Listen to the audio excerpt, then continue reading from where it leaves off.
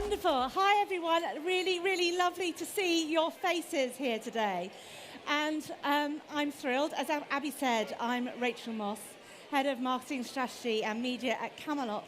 And also alongside that, I mentor the Marketing Leadership Masterclass. And the reason I'm saying that, of the 5 tips I'm going to share with you today, the first one comes straight off the first lesson from that course. So, just in case some of you want to go elsewhere, this is not about why you should be investing in brands. It's about how to do it. How do you ask the business for the money? And I guess my reflection when I was asked to do a talk is there's so many great case studies out there that help you understand the value, whether it's Airbnb, whether it's Boots, or even last week I read about General Mills and the difference brand investment had made to their business. But not many people are telling you, how do you do it? How do you go and talk to the business? So I thought, that's something, a piece of my experience that I could share, because I've been doing it year in, year out, as a little bit of the Cinderella of the marketing team, asking the business and our regulator for money. And that's not to say don't read and understand the theory that's out there, because if you are starting from scratch, make sure you've read Binnett and Field, the long and short of it. Or go classic with Kotler, or just get a copy of How Brands Grow. Because in there, those incredible marketing theorists have got all the empirical data that you need to start the conversation with the business. No word of a lie, this chart I have put in every single business case and deck that has been written in our business. So I think it's incredibly useful to start with the theory. So where do I work? At Camelot, which operates the National Lottery. So just in case anyone was wondering, you can play the lotto draw tonight. If it's on your phone, download the app now. It's a Wednesday night. You could become a millionaire. But the National Lottery is an £8 billion brand, played by over 32 million people every single year in any one of 44,000 retail outlets, and we have about 11 million digital users. But beyond that, even if you don't play, you can benefit, because whether you're into heritage, arts, outstanding natural beauty, or sports, National Lottery players raise money that makes a difference to our society. But enough of that. The difference that media investment has made to our business has been exponential. And to do that, we've actually doubled our media investment. 5 years ago, we were investing just under £50 million in media. Now it's over 100 million. And with that, particularly the brand part of it, our investment is now 18 times more effective. So our brand ROI, when we started, just over 5 years ago, our ROI for every pound we invested in brand, we got 53p back from that investment. Now it's about 9 to 1, so £9 back for every pound we invest in brand, and that's on a par with our activation advertising. So I think, for those of you who are massively into performance, brands can be just as effective. And actually, there's a crossover between the two. And again, there's loads of great work out there that brings that to life. But let's start at the very beginning. Why did we suddenly start investing in brands? In 2016, 2017, our sales dropped by £600 million. That is a big business challenge. And at the same time, when we talked to consumers about what was going on, they said to us, well, we don't really understand. Yeah, we know the lottery makes millionaires, but what else does it do? And the reason I've put a picture of our ex-Prime Minister, Sir John Major, up there is because I believe he's our very first brand manager. When he created the lottery, he said 2 things. One, it would make anyone who plays winners, and they could win life-changing sums of money. And secondly, the money raised by their play would reach parts of society that good causes government funding could no longer reach, so it would fund good causes. So right in that example, we go to the very first thing. When you're asking the business for brand investments, find the sweet spot Are you really clear on what your company is trying to do and the role that marketing investment is going to play within that, as well as the consumer? I think we're all used to, as marketeers, being the consumer champion, but we can only really be the voice of our consumers if we're clear about where the business is trying to go. And we need to find that sweet spot, because in that sweet spot is our opportunity, both whether you're client side or agency side marketeers. And this is a real life chart from our first year of marketing investment and doing that business turnaround, that North Star that we needed to deliver in terms of reclaiming the role of the National Lottery and National Life. But equally, marketing was only a small part of it. And that's really important to realize as a marketeer, that when you're helping the CEO do his job, you are one of many other departments trying to deliver his goal. Even I go back, I got told off about 4 years ago by the commercial director who said, Rachel, there is more to the annual business plan than the marketing plan. I was like, oh, shit, okay. But it puts your perspective. The person who's driving the ship has got more stuff to think about, whether it's the tech stack, whether his employees are happy. We're part of a bigger team. Which leads me really nicely on to the next point. Do you speak the language of business? If you're asking the business for money, do it in a way that's going to make them say yes. And unfortunately, that means ditching the marketing jargon. Could you tell your story to your mum and would she get it? Don't be afraid of asking your tech colleagues or IT colleagues about their business cases and read them and understand how they got the money. Don't think that because you're a marketeer, you can't learn from others within the business. Yes, we're the voice of the consumer. But if somebody else has just got £10 million signed off, find out how they did it and what they did. And I'd also say, work out the different ways you need to tell your story, whether it's in PowerPoint, and this PowerPoint chart on the left looks predictably dull, because unfortunately, when I take something to our board, a glamorous agency, beautiful visual slide is not going to cut it. They love the dullness of the words. The Word document on a PowerPoint chart is the language of the boardroom, or the 100-page documents, which the rest of the team line in on. But last but not least, if you're trying to get the business to buy into something, make sure you've got the 2-sentence and the 2-minute version of it.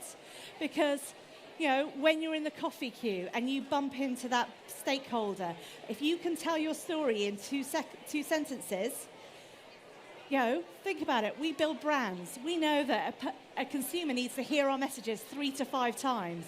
If your 2-minute conversation in a coffee queue can be a point of contact with a senior stakeholder, that's one less job to do further on down the line. So think about the different ways that you can tell your story. And then build your team. So when we write our business cases at Camelot, it's not just the marketeers. We're asking for money. So of course we've got the finance team in there. We have the product team. We have the data and insight team. And really importantly, as a regulated business, the regulatory affairs team. And I'm up here today, not because my CMO said, Rachel, it'd be a good idea if you talked about what we do. Actually, it's because of the head of regulatory affairs kept saying, Rachel, you do such an amazing job convincing our regulator, the Gambling Commission, who really don't understand business at all, to get why we need to invest in brand. You make marketing feel approachable for them. And your core team are really, really important, but so are their bosses, because ultimately, if your business case needs to go all the way up to the boardroom, their bosses count, and their bosses' bosses count. Or actually, the finance hotspot, who will have seen loads of business cases going through your business, how do you engage them? And then, of course, you've got your wonderful agency team, and they are really important for 2 things. Yes, they can make your thinking even better, but guess what? I've worked on the National Lottery for 10 years. I've done the same thing for 10 years. My agency partners have worked with umpteen more brands than I have in that time. And they will have some really, really brilliant case studies for you to use and learn from, or contacts to talk to, to help you build your case. So they're really useful in two ways, as a network, but also to influence. We're really lucky.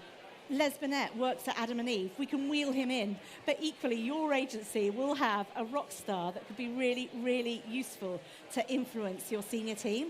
So don't be afraid to ask, because ultimately the benefit is for both of you. And then measurements. So think about this up front. It's so much easier when you are asking for money to ask about it when you're writing that business case. £100,000 of research doesn't seem that much if you're asking for £1 million of investment, whereas on its own, it can seem like a lot. So really, really think about that up front. And also, so you've got the money now, and you're waiting for the outcome. I can tell you now, you might be waiting a while. So from someone who's been there and done that, you put your investment in, and we've got a live case in our business now. We've invested, we've made the change, we need to hold our nerve. So at the point when you are holding your nerve, you need to keep your stakeholders happy. Leading and lagging indicators.